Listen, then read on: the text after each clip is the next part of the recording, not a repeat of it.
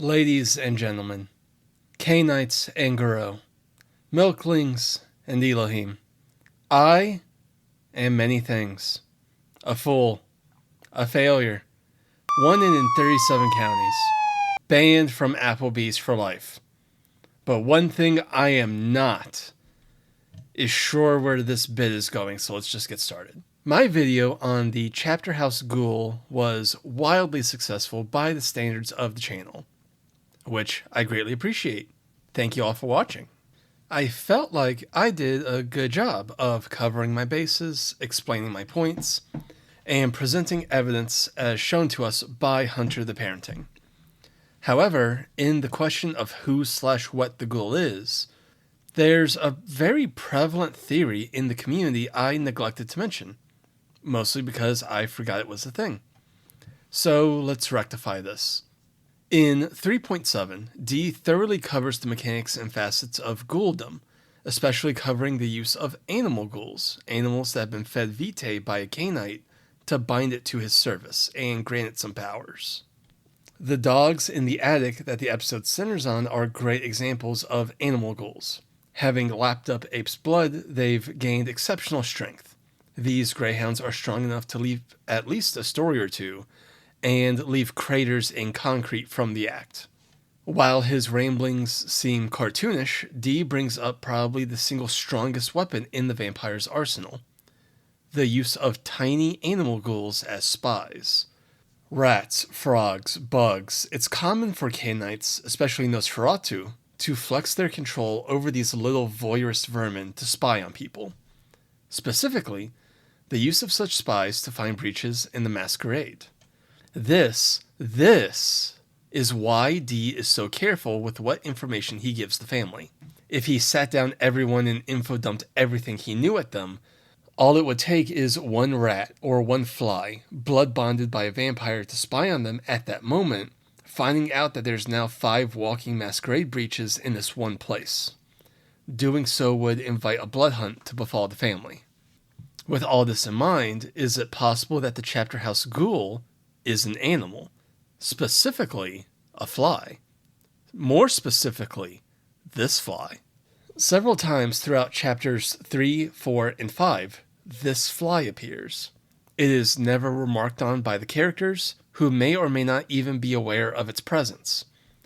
Is this fly the ghoul, or at least a ghoul? First, let's cover all of its appearances. In Chapter 3, as Piotr and Dor share their standoff, a fly lands on D as he lays unconscious.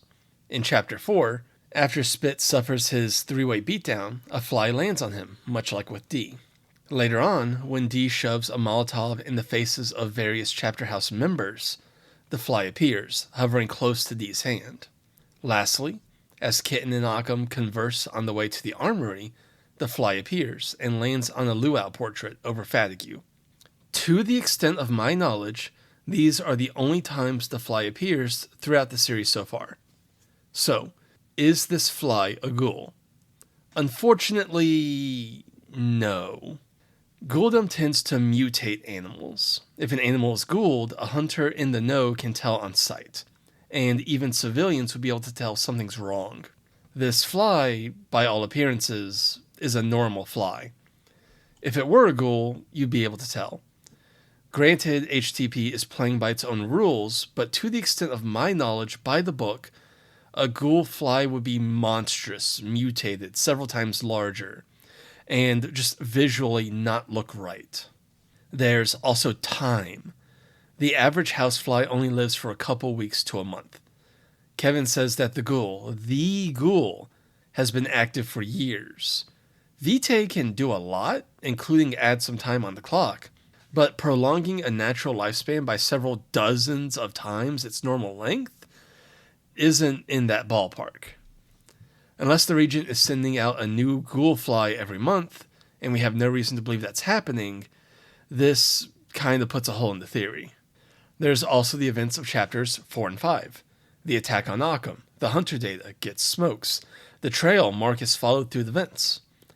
There's too much activity by the ghoul that a fly just couldn't do. If the ghoul was only spying, sure, it'd be possible, But Occam getting judo choked out isn't within the scope of a fly's abilities, even with the enhancements of Vitae.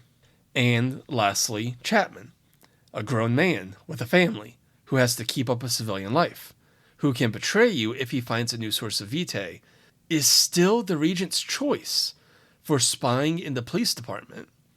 If a fly could do the same job, I think she'd use one.